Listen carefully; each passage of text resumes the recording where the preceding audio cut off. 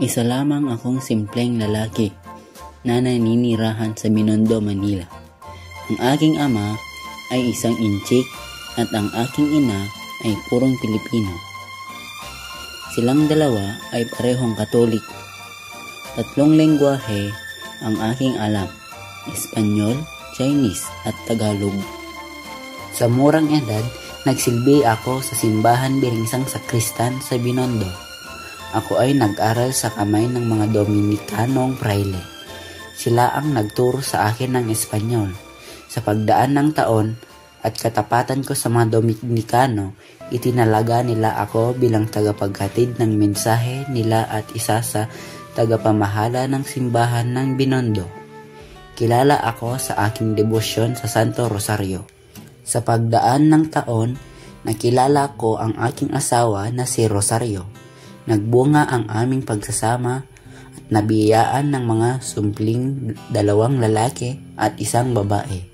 Maganda ang aming buhay hanggang sa nangyari ang hindi inaasahan.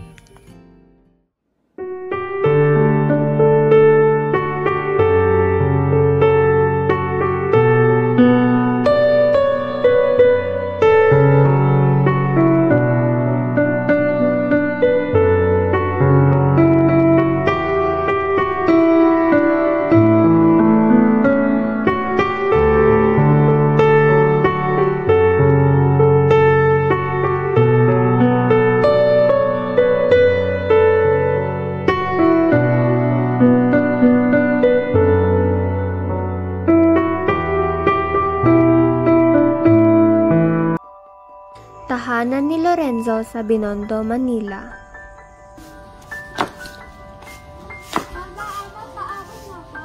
Mamaya, tapusin ko lang ito, anak. Lorenzo, Kailangan ko muna itong tapusin para sa ating anak. alam ko, mahal. Ngunit, huwag mong pabayaan ang iyong kalusugan. Huwag kang mag-alala, kaya ko ito. Diyos ang aking lakas. Aba, mama! Aba, mama! Ano tayo? Sayaya! Sige.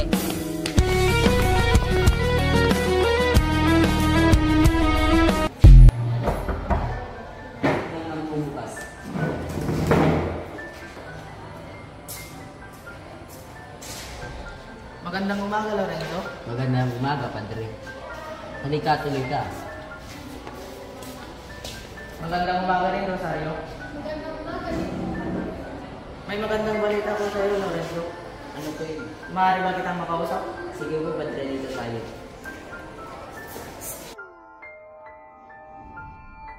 Pupunta ako ng Japan. Japan? Bakit po, Padre? Para iparating ang salita ng Diyos.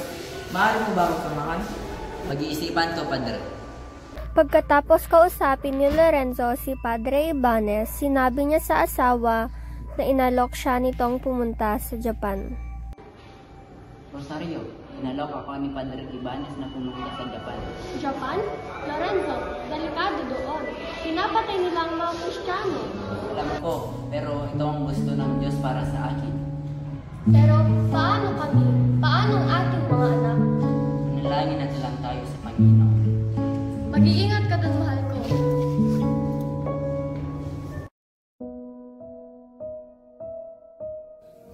Si Lorenzo at ang mga pari ay dinakip ng mga sundalo.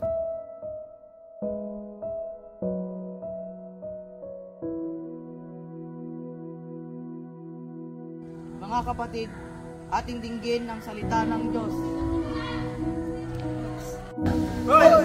Anong ginagawa niyo dyan? Dito maaari. Anong inyong problema, kapatid? Takbuhin ninyo ang inyong pananampalataya. Hindi namin itatakbuhin si Kristo. Kung gano'n, namatay kayo. Halina kayo.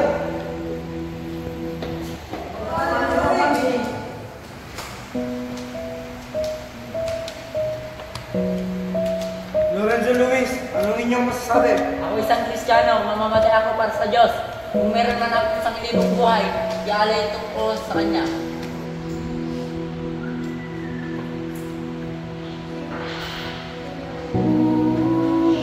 Panginoon,